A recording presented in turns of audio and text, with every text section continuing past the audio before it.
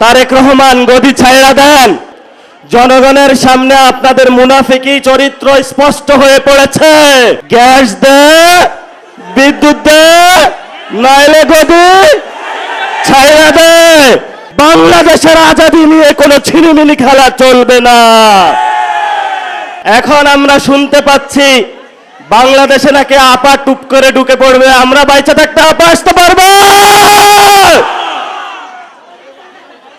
বাংলাদেশে যারা তরুণ প্রজন্ম রয়েছে, আপনারা সবাই ঐক্যবদ্ধ হন, বাসায় বাসায় যান। যে জায়গায় গ্যাস নাই, যে জায়গায় বিদ্যুৎ নাই, এলাকাবাসীকে ঐক্যবদ্ধ করে রাস্তায় নেমে পড়ুন।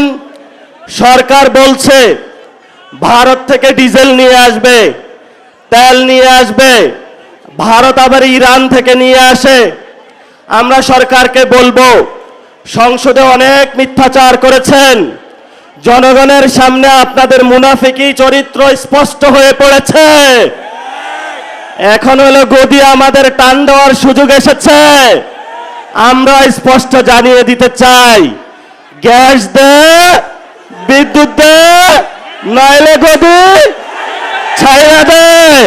তারেক রহমান গদি ছাইড়া দেন। যদি গদি টিকাইতে হয়, বাংলাদেশে সংস্কার বাস্তবায়ন করতে হবে। বাংলাদেশে জ্বালানি সংকটের সমস্যার সমাধান করতে হবে। বাংলাদেশে ভারতের বিরুদ্ধে, অগ্রাসনের বিরুদ্ধে দাঁড়িয়ে চোখে চোখ রেখে বলতে হবে, মোদি তুমি যেমন প্রধানমন্ত্রী, আমরা বাংলাদেশের তারেক রহমান প্রধানমন্ত্রী। বাংলাদেশের আজাদী নিয়ে কোনো ছিনিমিনি খেলা চলবে না। শেষ কথা বলবো, এখানে শহীদ ওসমান হাদির হাজার হাজার উত্তরসূরি দাঁড়িয়ে আছে। শহীদ ওসমান হাদি ভাইয়ের হত্যাকাণ্ডের বিচার হওয়া পর্যন্ত আমরা কি মাঠ ছাড়ব?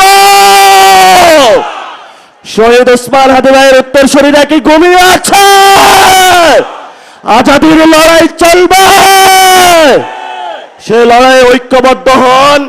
অতি সত্বর আমাদের বাংলাদেশে ঢাকা উত্তর সিটি কর্পোরেশন, ঢাকা দক্ষিণ সিটি কর্পোরেশনে মেয়র ঘোষণা হবে। অলরেডি ঘোষণা হয়েছে। সিটি কর্পোরেশনের বিভিন্ন জায়গায় আপনারা কাউন্সিলর হওয়ার প্রস্তুতি নেন, এবং যারা মহিলা কাউন্সিলর হওয়ার প্রস্তুতি নিচ্ছেন, আপনারা হলো সর্বসম্মতিক্রমে প্রস্তুতি নিয়ে ইনশাআল্লাহ ঢাকার 2টি মেয়র এনসিপির ঘরে থাকবে এবং কাউন্সিলর এনসিপির ঘরে থাকবে। কিন্তু আমরা এই দেশটিকে প্রত্যাশা করেছিলাম রাজনীতির যে নতুন বন্দোবস্ত হবে, সেই নতুন বন্দোবস্তে এদেশের মানুষ স্বাধীনতা পাবে, সার্বভৌমত্ব পাবে, গণতন্ত্র পাবে। কিন্তু বাংলাদেশের মানুষ কি সেটা পাচ্ছে? আজকে সারা দেশ চাঁদাবাজির সাম্রাজ্যে পরিণত হয়েছে। আজকে ঘরে ঘরে নেতা কর্মীদের উপর জুলুম করা হচ্ছে। আজকে নাসিরউদ্দিন পাটোয়ারির উপর হামলা করা হচ্ছে। কিসের জন্য হামলা করা হচ্ছে? নাসিরউদ্দিন পাটোয়ারি চাঁদাবাজদের বিরুদ্ধে কথা বলে, সন্ত্রাসের বিরুদ্ধে কথা বলে। আজকে ঘরে ঘরে নাসিরউদ্দিন পাটোয়ারি তৈরি হয়ে গিয়েছে। আজকে ঘরে ঘরে সচিব ভুইয়া তৈরি হয়ে গিয়েছে। আজকে ঘরে ঘরে নাহিদ ইসলাম তৈরি হয়ে গিয়েছে। আমাদেরকে ভয় দেখিয়ে কোনো লাভ নেই। ফাঁসিবাদী শেখ হাসিনা পালিয়ে গিয়েছে। আমরা স্বৈর শাসন দেখেছি, কিন্তু দিল্লির রক্ষিতা কোন পতিতার শাসন বাংলাদেশের জনগণ মেনে নিতে পারেনি বলে এই বাংলার মস্তক থেকে ফাঁসিবাদ শেখ হাসিনাকে পতন ঘটিয়েছিল। আপনারা কি চান না এই যে আমাদের মঞ্চে শহীদ পরিবাররা উপস্থিত আছে, সেই সমস্ত শহীদ পরিবারদের সন্তানদের বিচার এই বাংলার মাটিতে, সন্ত্রাসীদের বিচার করা হোক? আপনারা কি চান না? আপনারা কি চান? আমরা চাই এই ভারতীয় উপমহাদেশে যে সমস্ত সন্ত্রাসী খুনি হাসিনার নেতৃত্বে পালিয়ে আশ্রয় নিয়েছে, তাদেরকে বাংলার মাটিতে ধরে এনে তাদের বিচার কার্যকর করতে দেখতে চাই।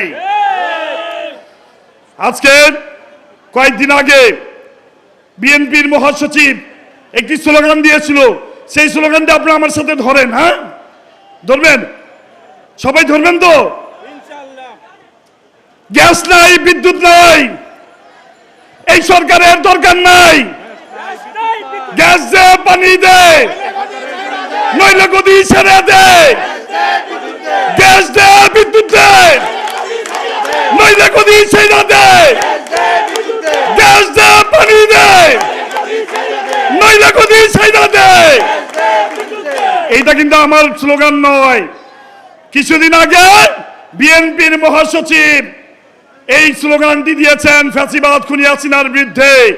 আজকে কি বাংলাদেশের ঘরে ঘরে বিদ্যুৎ আছে, গ্যাস আছে? তাহলে এই সরকারের কোনো দরকার আছে? সকলে প্রস্তুতি নেন, সময় সংক্ষিপ্ত, বক্তব্য আর দীর্ঘায়িত করব না। ইনশাআল্লাহ দীপ্ত চেতনায় উজ্জীবিত হয়ে আগ্রাসী অপসংস্কৃতি প্রতিরোধ, বিপন্ন বাংলাদেশের স্বাধীনতা, সার্বভৌমত্ব এবং অখণ্ড গণতন্ত্রকে রক্ষার আহ্বান জানিয়ে এনসিপিতে আজকে যারা এই প্রোগ্রামে উপস্থিত হয়েছেন সকলকে আমার ব্যক্তিগত পক্ষ থেকে শুভেচ্ছা, ধন্যবাদ এবং অভিনন্দন জানিয়ে আমি আমার বক্তব্য শেষ করছি। ইনকিলাব, ইনকিলাব, জিন্দাবাদ, জিন্দাবাদ, ইনকিলাব, ইনকিলাব।